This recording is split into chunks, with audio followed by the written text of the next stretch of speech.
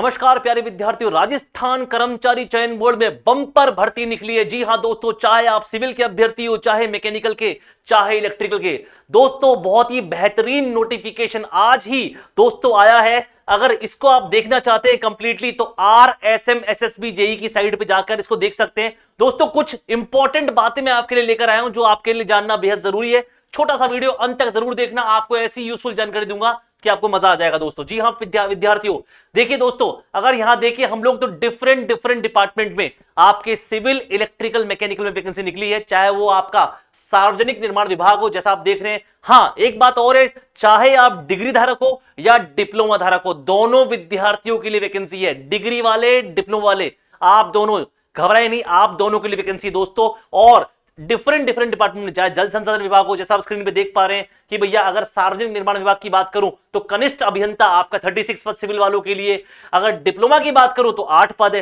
तो different departments में आपकी डिग्री और डिप्लोमा धारियों के लिए वैकेंसी स्क्रीन पे देख पा रहे हैं।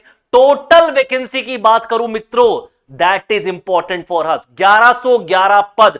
जी हां विद्यार्थियों, राजस्थान में वैकेंसीज की भरमार आई है और यह सुनहरा अवसर आपको दोबारा नहीं मिलेगा। तो दोस्तों RSM SSB JEE जिस वैकेंसी का आप वेट कर रहे थे, बम्पर भर्ती दिए दोस्तों आपको। इस भर्ती के बारे में जो इंपॉर्टेंट सूचना है सारी मैं यहां पर कवर करने वाला हूं, जो आपके लिए काफी काम की होने वाली विद्यार्थियों। उसके लिए सर करना क्या है, देखो राजस्थान में अगर आप कोई भी AEJ एग्जाम फाइट करते हो दोस्तों तो SSO ID पर आपको पंजीकरण करना पड़ेगा, ये इंपॉर्टेंट है। जी हां दोस्तों, SSO ID पर आपको पंजीकरण करना पड़ेगा और मोस्टली जो राजस्थान के विद्यार्थी होते हैं उन्होंने SSO ID पर अपना पंजीकरण कर लिया होता है, पर जिसने नहीं करा उसके लिए प्रोसेस आप देख पा रहे हैं स्क्रीन पे कि उसके लिए अलग अलग शुल्क है। अगर सामान्य वर्ग के हो, अगर आप नॉन क्रीमी लेयर हो तो उसके लिए अलग अलग शुल्क आप देख पा रहे हैं, 600 रुपीज फॉर सामान्य वर्ग and creamy layer and so on. दोस्तों अगर अब मैं आगे बात करूं, जो इंपॉर्टेंट पॉइंट मुझे आपके साथ डिस्कस करना है, विच इज वेरी इंपॉर्टेंट दोस्तों, और वो पॉइंट है, अगर यहां आप देख पा रहे हैं स्क्रीन पे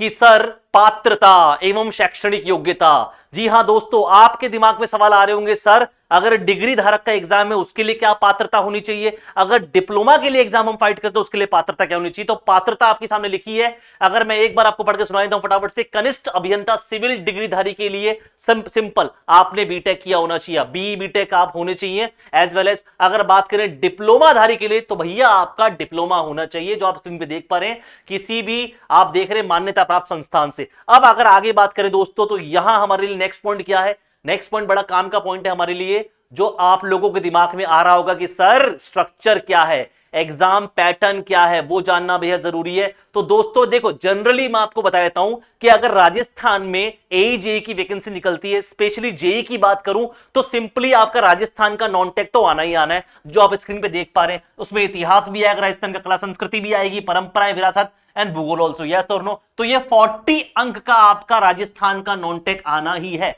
और 80 मार्क्स का आपका टेक्निकल। अब सवाल ये, सर डिप्लोमा के लिए भी 80 और डिग्री के लिए भी 80? हाँ जी दोस्तों, अलग अलग पेपर होने वाला है। कनिष्ठ अभियंता का सिविल, इलेक्ट्रिकल, मैकेनिकल का ध्यान रखना, 40-80 का रेशो चलता है, टोटल 120 अंक और आपके 2 घंटे हैं, और टोटल 2 घंटे ध्यान रखना। तो सेम एग्जाम स्कीम सिविल के लिए, सेम आपका इलेक्ट्रिकल और सेम मैकेनिकल, सिलेबस भी आपको नोटिफिकेशन में गिवन है और यह भी मेंशन्ड है कि बेटा आपका 1/3 नेगेटिव मार्किंग भी है, जो आप स्क्रीन पे देख पा रहे हैं। 1/3 अंक भैया काटा जाएगा अगर आप क्या करते हैं, गलत करते हैं। और ये कैसे क्वेश्चन रहेंगे, MCQ टाइप में। तो सिलेबस आप स्क्रीन पे देख पा रहे हैं, विच इज वेरी कॉमन, आप जानते हैं।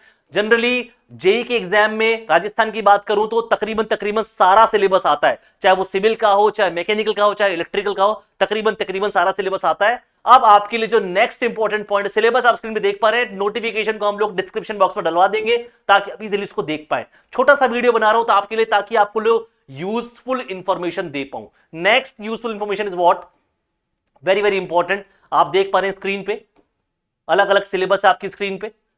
यस हाँ, अब एक इंपॉर्टेंट बात है दोस्तों जो मुझे आपको बतानी चाहिए, वो बेहद इंपॉर्टेंट है ये बात।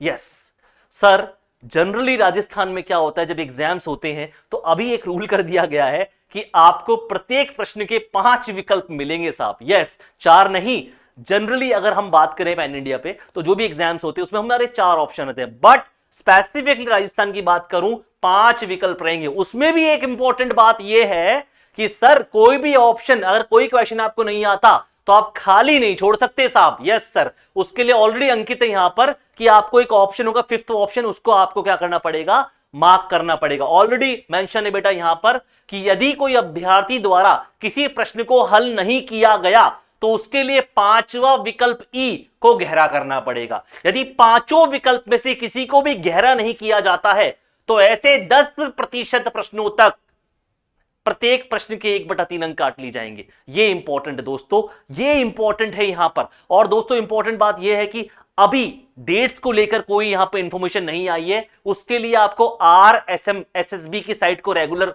विजिट करना पड़ेगा, वहां आपको सारी की सारी इंफॉर्मेशन मिलेगी। तो एक छोटा सा वीडियो है ताकि आपको बता पाए 1111 पद सिविल इलेक्ट्रिकल मैकेनिकल के लिए, वैकेंसी वाला साल है, ये मौका हाथ से जाने ना पाए। तो दोस्तों इसी तरह की इंपॉर्टेंट इंफॉर्मेशन जानने के लिए जुड़े रहिए KGS इंजीनियर के यूट्यूब चैनल पे। धन्यवाद।